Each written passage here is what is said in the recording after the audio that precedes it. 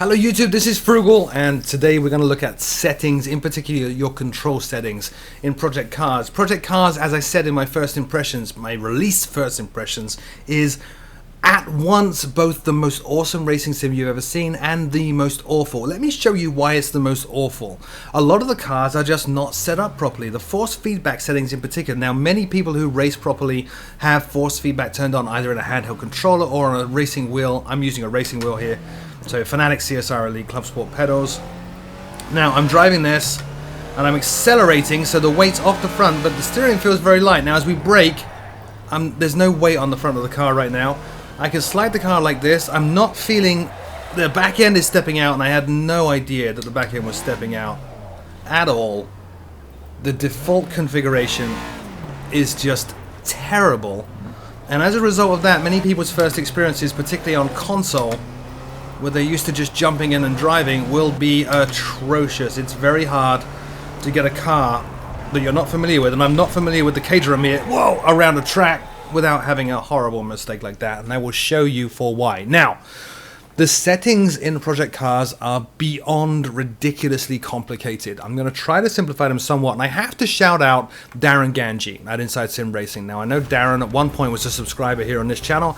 I know he's watched a couple of my videos. It's particularly the game stock car video I did a while back. So Darren, if you're watching, thank you and kudos to you. I will be linking your Inside Sim Racing page in the show notes below, because Darren collated a lot of notes from a number of people on what all the settings exactly mean. I've been reading through them and experimenting, and while I don't understand everything, I think I have a pretty good grasp. What you're not going to see here is, this is how you need to set up your wheel. The reason is, you drive differently to how I drive. You've probably got different equipment to my equipment. You should do it for yourself. You should set things up the way you want to set them up. I'm going to show you how it works.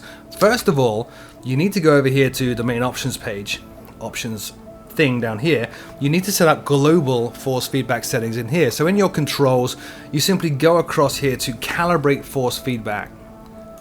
And it's not really calibrating, but this is where you're changing a number of settings here. Now, these on the surface look very, very confusing indeed. They're actually not. First at the top here, tire force. This is the percentage of the forces that are used to calculate force feedback from the tires. And then we have down here, per wheel movement. And you can see over here some help as well. Wheel position smoothing refers to the angular velocity of the wheel. Linkage simulates that the wheel is driven by a non-rigid linkage, and so on and so on and so on. All we really care about, all I actually did here, was go through and just turn off a lot of the dead zone stuff. So we're going to turn off the dead zone here. I just don't like dead zones. Turn all this soft clipping stuff up and put tire force around about 100. Now, Darren actually suggested 116%. I set it there, and it actually works pretty well for me too. So 116 there. Everything else, just set it pretty much like this, because this stuff doesn't really count. This is like the global overall force feedback settings. I guess the number one thing that really does count in here is there, I think somewhere down here, there is a general forced feedback strength. Let me see if I can find that. Nope. It's on the other pages. I'll show you the other pages in a second. Now, the other thing to bear in mind, if you have a wheel that lets you adjust the force feedback settings on the wheel itself, do so there. Always leave whatever you're going to adjust in Project Cars at 100%, or as strong as it can be, and then turn it down on the wheel. Don't set things lower in the sim but then turned up on the wheel. It's best to have the sim doing what it does best, and then you adjust it on the wheel. A couple of things worth pointing out though are these things: scoop knee and scoop reduction. These are basically curves. So think of this, as you move this to the right, it's building a curve that gets more and more savage towards the top, and if you move that to the left, it's a pretty placid, smooth, easygoing curve to the left. So this is how suddenly and how viciously the forces really pile on as things start to go wrong. Overall here though, just set this stuff up with the per tire force is the most important thing. Remove the dead zones if you're into that kind of thing like I am, and then forget about it. The most important stuff is not there. The most important stuff is actually over in the car. So, back over here, I got free practice set up. You can do this, you need to do this at a racetrack that is a good test of the car. So California is a good idea. The Nordschleife obviously is a wonderful idea as well. I'm going to do it in California because I've been racing there all day and I know it pretty well. This car I don't know though. This is the Caterham. Now what we do, let's go ahead and start here, and I'll show you how this works. And again, kudos to Darren Ganji, who he actually put a video up with all these notes on Inside Sim Racing showing his technique of changing stuff, resetting stuff and changing stuff. You're going to see the same thing here, but hopefully my own spin on how I perceive or how I'm finding these various values to be and what they actually mean. So, edit tuning setup is where you want to be. Go to force feedback. Now there are two pages here. There's spindle force feedback and body and seat of the pants force feedback. So what we do, or what I always do first of all, body is useful at the end. After you've done everything else, that's kind of useful. Seat of the pants is useful as well after you kind of got the car where you want it to be. Then you start putting in seat of the pants. Gives you more feedback from the back end of the car. So you start to really spot if it's jumping, if it's sliding and all that good stuff. We'll get onto this page, body and seat of the pants, later. What you want to do first of all though is this stuff right here. Now in particular, these four values, Fx, Fy and Fz. The most important is Fz. This is your steering force feedback, which is what most people think force feedback will be about. How are the wheels responding to turning and all that kind of stuff. So what we do first of all is we move everything here down, completely off. MZ is the general strength of like recentering the wheel. How hard does the wheel want to come back to center? How hard does the steering mechanism fight going into a corner? Set that to maximum. This is where I always start now. So everything here off, that on maximum. Then we're going to go out here. Oh, I don't want to cancel. I actually want to save. So click on save. And then we'll go ahead and drive. So everything's turned off except for that MZ, which is the wheel fighting its way back to center. So this gives you a good baseline of what the car feels like. So putting us into first gear, second gear, third gear, turning in, and if I release my wheel, does it come back to center? Yes. Okay, so it's a pretty light car. It's not really savagely coming back to center here. Oh, there we go. I'm starting to feel that a little bit. And I'm definitely not feeling any slide or any feedback from those front wheels as to how hard they're working. But yeah, it does come back to center. Oh, bit of a judder there. Great. So I know that I'm going to need quite a lot of feedback from the steering on this car. So we'll come on out. Go ahead and restart the session. That's Darren Ganji tip right there. Thank you, Darren. And then go back into edit tuning setup. So back onto the force feedback page, and we want to mess with this one. This is the steering. So what we're feeling from those front wheels as they steer, how much feedback are we getting from the wheels as they hit bumps, as they slide, as they fight to go into a turn. So I'm going to turn that one up on this car pretty high, because in general I'm not getting a lot of feedback from the car. We'll save it, and then we'll go ahead and drive it. Already the wheel is giving me a bit of feedback. It's kind of a little bit harder to turn. Oh yes, now I'm getting some bumps. Oh yes, there we go. As we slide, feeling a judder from the wheel. It's probably a little bit too high, to be honest. Beautiful animation from the wheels turning there. I might want to turn that down a little bit. Oh yeah, I can feel it now. I can feel when those front wheels are starting to slide as we're turning. I can feel them bumping up and down a little bit more than they were before. Oh yes, I felt that counter steer as well, so great. So I probably want to put that bit a little down, so I'll do that and we'll just say it's all good. Then I'll show you the next one. So, down here to edit tuning setup once again. Force feedback, I'm going to move that down to about 70, maybe even 65-ish. Cool. And this is just what I'm finding from driving the car. I encourage you to do the same. FX is the lateral load on those front wheels. So how do those front wheels feel? How do all the wheels feel when you transfer weight from the front of the car to the rear? So as you accelerate and the front lifts up a little bit because of the acceleration, then you're going to feel lightness in the steering. As you brake harder and harder, the steering is going to get heavier and heavier, giving you a really good idea of just how much effort the front tires are having to go to in managing the braking. So let's put this up to around about, let's say 50. Now you mess with these by biasing them. So if you want more steering feedback, less load shift feedback, then you can just change the numbers there as you see fit, but it's very much down to personal taste. So having changed those, drive. So now what I should feel, see accelerating, I can move the wheel very easily. Now brake hard. Oh, and the wheel's a little bit heavier. Not big time heavier, it's a very light car, but you can notice a difference, a big time difference. Which means as we go through here, I can feel the car sliding a little bit there, and I was able to counter it because my force feedback now is getting a lot better than it was. See there, I had to come out of that turn because I felt those front wheels sliding. I can feel how heavy those wheels are there because they were doing a lot of work trying to brake So probably not a good idea to savagely rip the wheel from side to side and try to steer as well. Tires usually only good at doing one thing at a time, braking, accelerating, cornering, and so on. Oh, this is much better. Much, much better. Lovely stuff. Cool. A little bit of a slide there. Didn't manage to hold that one, but it's all good. Let's go look at a replay because that was kind of cool.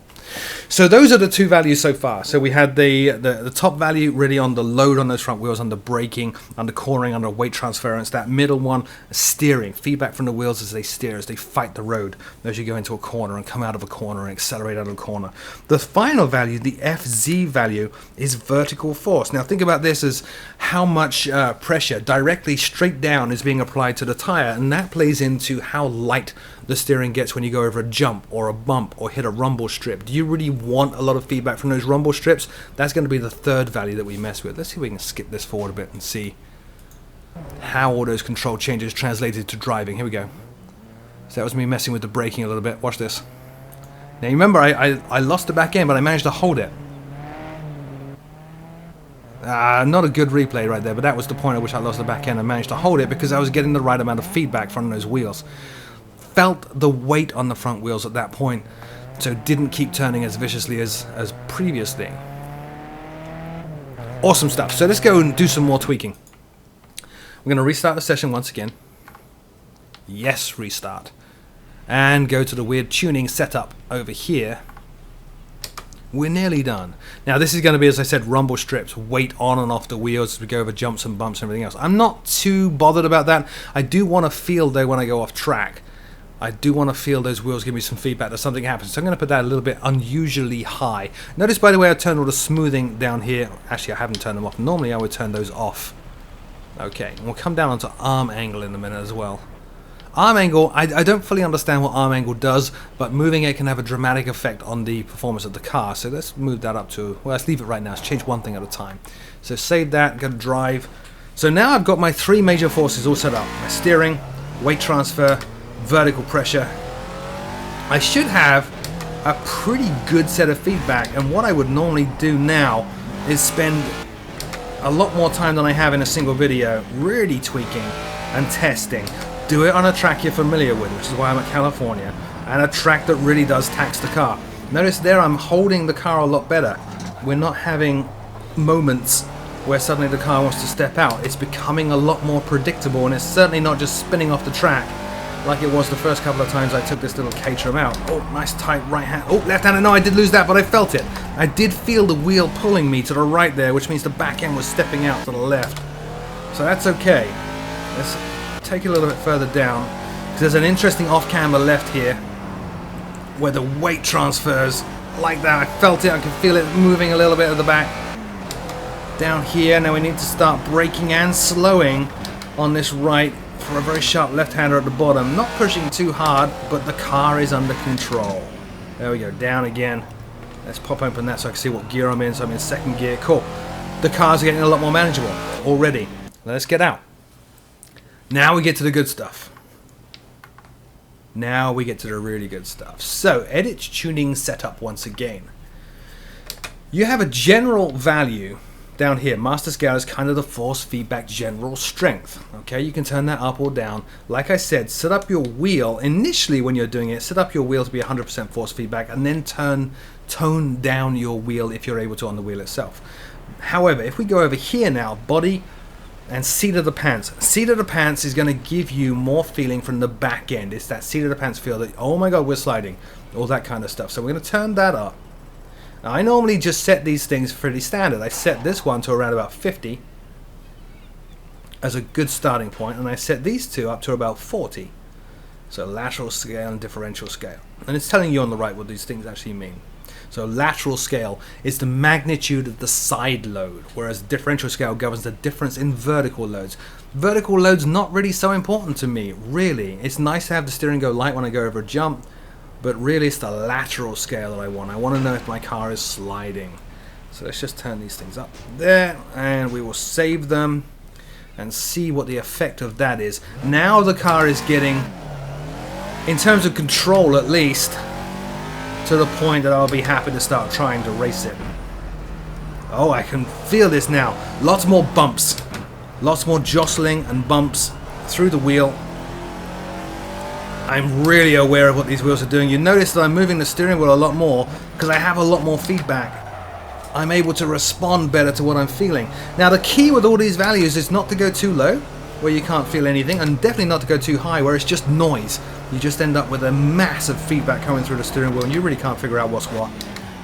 Tweak it. Get what you're comfortable with. And then for me, I mean, it's not overpowering right now. I'm not fighting the steering wheel.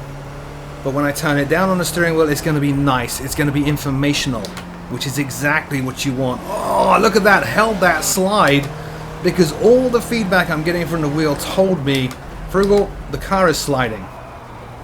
And you need to counter. And again, we lost the back end there. And again, that seat of the pants being dialed up there.